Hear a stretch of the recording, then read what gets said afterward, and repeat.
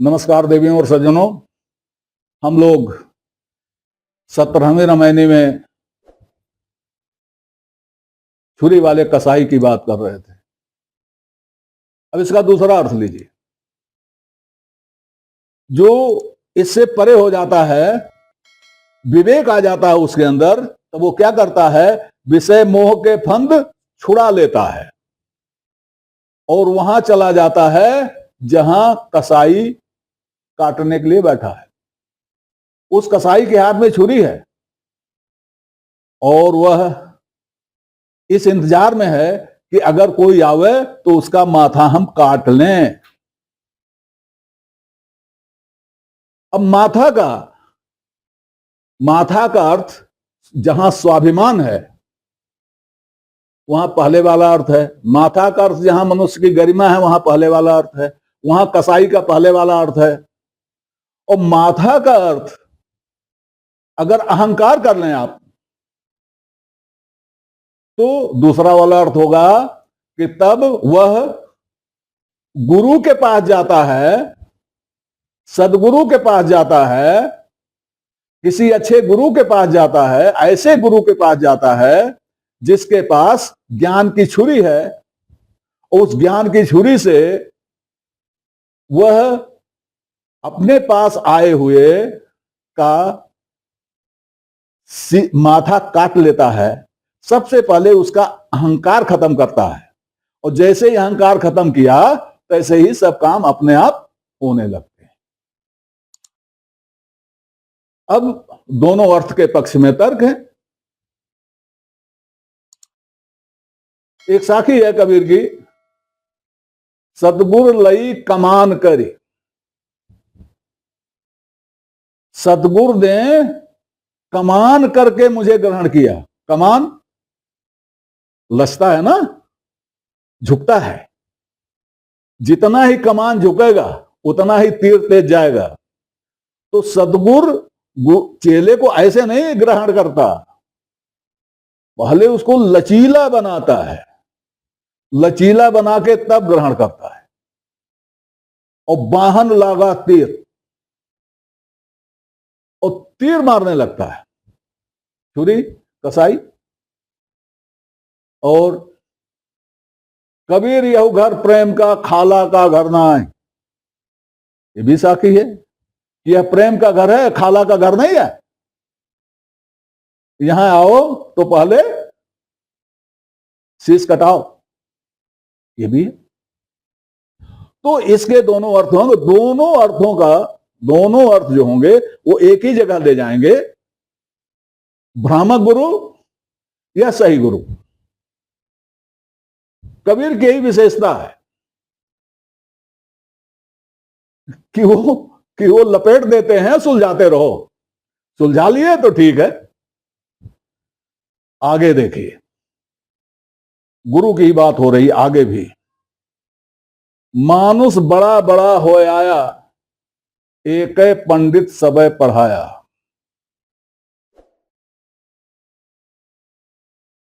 मानुष बड़ा बड़ा हो आया, एक पंडित सबे पढ़ाया। मैंने जब कबीर के सदगुर पर विवेचना की है तो मैंने इस चौपाई का प्रयोग किया है यह बताने के लिए कि कबीर के गुरु तो रामानंद थे, लेकिन उनका सतगुर कोई और था। और सतगुर को बताने के लिए मैंने इस चौपाई का, इस रामायणी का प्रयोग किया था। आपको याद होगा, नहीं तो फिर से एक बार वहां जाकर के देखिए। सब्सक्राइब तो आपने कर ही लिया होगा। तो कबीर कहते हैं मानुष बड़ा बड़ा हो आया। अब तक बहुत बड़े बड़े बड़े बड़े महाशय, महामानव और महामुनि और महर्षि ऋषि सब हो चुके हैं, सब एक से एक बड़े। लेकिन सबको पढ़ाने वाला पंडित एक ही था। सबको पढ़ाने वाला पंडित एक ही है, वही सबको पढ़ाता है। वह पंडित कौन सा है? वह पंडित यही अपना जीव है। वह सबको पढ़ाता है, बराबर पढ़ाता है। अब ये सब पर निर्भर करता है कि वो पढ़ें कि न पढ़ें, कैसा पढ़ें, कितना पढ़ें, पढ़ने का अर्थ क्या समझें। जैसे क्लास टीचर होता है तो वो सारे क्लास को पढ़ाता है, एक ही भाषा में सबको पढ़ाता है। तो उसी में किसी का प्रथम श्रेणी आ जाता है, किसी की द्वितीय श्रेणी आती है, कोई फेल हो जाता है। वो पढ़ाता है एक ही तरह से। उसी तरह से यह जो पंडित है हमारे अंदर, यह भी सबको पढ़ाता है। जरूरत इस बात की है कि इसको पढ़िए। जो इसको जितना ही पढ़ेगा उतना ही उसका बेड़ा पार हो जाएगा। कबीर को भी इसी ने पढ़ाया था। अनंतदास जी अपनी परचई में लिखते हैं, जब कबीर को यह हुआ कि माला कैसे मिले हमको, मैं तो मुसलमान हूं, तो वहां का वर्णन करते हुए अनंतदास जी कहते हैं, अनंत साहब कहते हैं, मुसलमान हमारी जाति, माला पाऊं कौनी भांति, भीत्यो बानी बोला ये। भीतर वाले ने यह बाणी बोली, रामानंद पे दीक्षा ले, जा रामानंद से दीक्षा ले ले। कौन बोला? भीतर वाले बोला, भीतर वाले पंडित ने बोला। क्यों बोला? कबीर भीतर वाले पंडित की सुनते थे। अगर ना सुनते होते तो यहां तक पहुंचते कैसे? उन्होंने प्रारंभ से ही भीतर वाले की वाणी सुनना प्रारंभ कर दिया था। भीतर वाले से उनका एका हो गया था। इसलिए जहां भी जरूरत पड़ती थी वो भीतर वाला उनको बता देता था कि क्या होना क्या नहीं होना है। इसमें कोई चमत्कार नहीं है। ये आपके साथ भी हो सकता है, हमारे साथ भी हो सकता है, और बताता है वो, हम गौर करें या ना करें। ये मानुष बड़ा बड़ा हो आया, एक है पंडित सबे पढ़ाया, इसका ये अर्थ मेरा है। वैसे लोग इसका ये भी अर्थ करते हैं उसी तरह से कि जैसे कबीर कहना चाह रहे हो कसाई के बारे में, तो कबीर शायद उनके अनुसार मनुष्य चाहे जितना भी बड़ा बड़ा होकर के आए, इन छद्म गुरुओं के हाथ में पढ़कर, छद्म गुरु ही उनको पढ़ाते हैं। पढ़ाने वाले सब वही बात पढ़ाते हैं इनको। एक ये भी अर्थ होता है। अर्थ लगाने की बात है, व्याख्या करने की बात है, जो आपको रुचे और जो शब्दों के अनुसार, व्याकरण के अनुसार जो सही में जाए। अब इसमें मानुष बड़ा बड़ा हो आया, एक पंडित सबे पढ़ाया। बात पंडित की हो रही है, एक ही पंडित ने सबको पढ़ाया। एक ही बात पढ़ाया की बात नहीं हो रही, एक पंडित सबे पढ़ाया, एक ही पंडित ने सबको पढ़ाया। तो पंडित को खोजना पड़ेगा। छद्म गुरुओं के लिए नहीं कहा कि एक ही बात पढ़ाई ना, एक ही बात नहीं, एक है पंडित पढ़ाया। अब आगे कबीर वह कहते हैं जिसको विद्वान लोग पढ़ना नहीं चाहते, पढ़ाना नहीं चाहते, जानबूझ के अवॉइड करते हैं, बचना चाहते हैं, क्योंकि उन्होंने कसम खा रखी है यह कहने के लिए कि कबीर पढ़े लिखे नहीं थे या कम पढ़े लिखे, और पढ़ने लिखने के विरोधी थे। कसम खा रखी है, अक्षत लेकर, कुशा लेकर हाथ में कसम खाई है, संकल्प लिया है कि हम कबीर को पढ़ा लिखा कभी नहीं कहेंगे। तो इसलिए इस पंक्ति को और ध्यान नहीं जाती। वो पंक्ति सुनिए कबीर क्या कह रहे हैं, पढ़ना पढ़ो। कहां विरोध हुआ? वो तो कह रहे हैं पढ़ो, पढ़ना पढ़ो, जो पढ़ने योग्य है उसे पढ़ो, जो पढ़ने के लिए है उसे पढ़ो। धरो जिन गोई, लेकिन उसको धरो नहीं, उसको धरो नहीं बिना जाने बूझे। पढ़ लिया, भर लिया, पढ़ लिया, भर लिया, पढ़ लिया, भर लिया, ये भी नहीं देखा कि भूसा है कि अनाज है, भूसा है कि अनाज है, भर लिया, कंकड़ है, पत्थर है, भर लिया ना। पढ़ना पढ़ो, धरो जिन गोई, नहीं तो निश्चय जाहु बिगोई, नहीं तो निश्चित रूप से व्यर्थ हो जाओगे, नहीं तो निश्चित रूप से व्यर्थ हो जाओगे अगर पढ़ के उसको इकट्ठा करोगे, व्यर्थ हो जाओगे।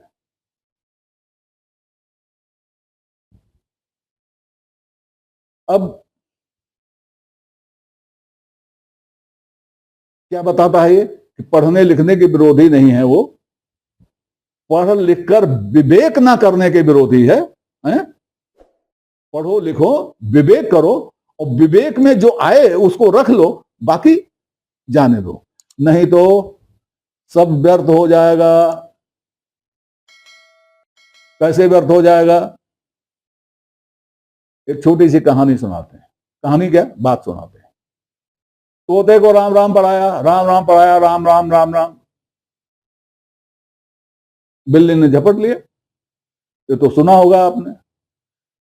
एक लौकिक कहानी सुनिए। एक तोता बड़ा होशियार था, बड़े जल्दी सीख लेता था। एक मिठाई वाला जिसके यहां बड़ी भीड़ लगती थी, भीड़ से परेशान हो जाता था, तो उसने तोता खरीद लिया कि इसको सिखा देंगे लाइन लगाने के लिए। तो ले आया, उसको सिखाया। वो कहता था, भाई साहब लाइन से आइए, एक एक करके आइए, भाई साहब लाइन से आइए, एक एक करके आइए। तोता सीख गया, उसको दुकान पर टांग दिया। अब जब भीड़ होती थी तो तोता ही बोलता था। लोगों को बड़ा आश्चर्य होता, बड़ा कुतूहल होता, भीड़ और बढ़ गई, लाइन लगने लगी, उसका व्यापार चलता तो था ही, बढ़िया हो गया। एक दिन गेट खुला रह गया पिंजड़े का, ओ भाग लिया। भाग लिया तो ऐसे तोतों को, ऐसे तोते को क्योंकि उड़ने में अक्षम हो जाते हैं, कमजोर हो जाते हैं, तो कौए भांप लेते हैं। तो कौओं ने दौड़ाया, तो कौओं ने चोंच मारना शुरू किया। तो तोता बोलता रहा, भाई साहब एक एक करके आइए, लाइन से आइए, एक एक करके आइए, लाइन से आइए, एक एक करके आइए, लाइन से आइए। पढ़ने का ये असर हुआ तो क्या पढ़ा? वो कहानी पढ़ी होगी आपने, शिकारी आएगा जाल बिछाएगा। ऐसे पढ़ने का क्या अर्थ हुआ? तो पढ़ना पढ़ो, धरो जिन गोई, नाहित निश्चय जाए बिगोई। अब साखी है, सुमिरन करहु राम का, छाड़हु सुख दुख की आस। राम का सुमिरन करो। सुमिरन माने रटंत नहीं, सुमिरन माने स्मरण, स्मरण से सुमिरन बना है। स्मरण के लिए बोलने की जरूरत नहीं है, स्मरण के लिए गाने की जरूरत नहीं है, स्मरण के लिए बनाने और नाचने की जरूरत नहीं है। स्मरण याद करो। सुमिरन करहु राम का, छाड़हु दुख की आस। इसका अर्थ ये नहीं होगा दुख की आशा छोड़ दो। ऐसी आशाएं छोड़ दो जिनसे दुख होता है। राम का सुमिरन करो, ऐसी आशाएं छोड़ दो जिनसे दुख होता है, नहीं तो क्या होगा? कभी डरवाते हैं, तर ऊपर धय चापी हैं, जस कोल्हू कोट पिचास। नीचे ऊपर पकड़कर ऐसे ऐसे चापेंगे जैसे कोल्हू कई चक्कर चल के और पीस देते हैं। कौन पीस देगा? इसमें नहीं कहा गया कौन पीस देगा, कहा तर ऊपर धय चापी हैं।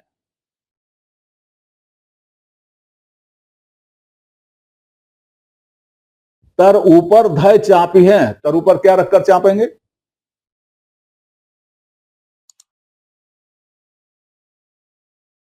ये बिछाड़ी है, यहां यमलोक की बात नहीं हो रही है, यहां यमदूत की बात नहीं हो रही है, यहां नरक की बात नहीं हो रही है। कहा गया ऐसी आशाएं छोड़ दो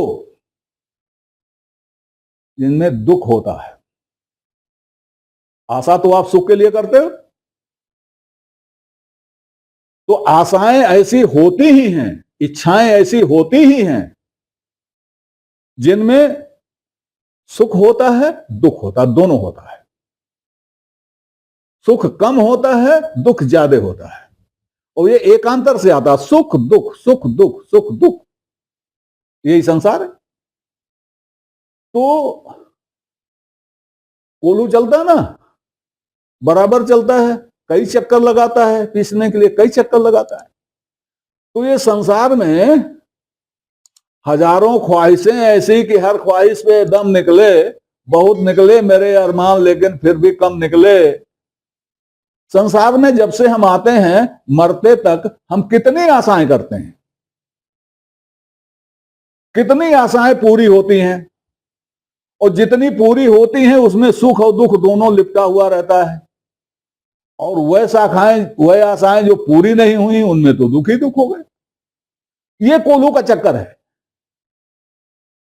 और इस चक्कर में पड़ करके महात्मा कबीर कहते हैं कि ऐसे पीसे जाओगे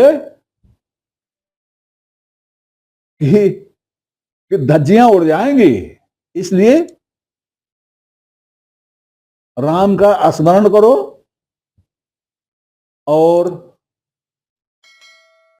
दुख देने वाली आशाओं को छोड़ दो। स्मरण के बारे में हमने बताया, सुमिरन के बारे में बताया कि सुमिरन गाना बजाना नहीं है, स्मरण है, याद करना। किसको याद करना? राम को याद करना। कैसे याद करोगे? ऐसे नहीं याद हो सकता, आंखें बंद करनी पड़ेंगी, ध्यान लगाना पड़ेगा, तब स्मरण होगा। तो आज इतना ही, अगले अंक में अगली रामायणी पर विचार किया जाएगा। तब तक के लिए नमस्कार। आपसे निवेदन है कि श्रृंखला को अपनी लाइक दें, इसको सब्सक्राइब करें और कमेंट बॉक्स में जाकर अपनी टिप्पणी प्रस्तुत करें, अपनी जिज्ञासा व्यक्त करें, अपने प्रश्न पूछें। यथा समय आपकी जिज्ञासाओं और प्रश्नों का समाधान करने का प्रयास किया जाएगा। धन्यवाद।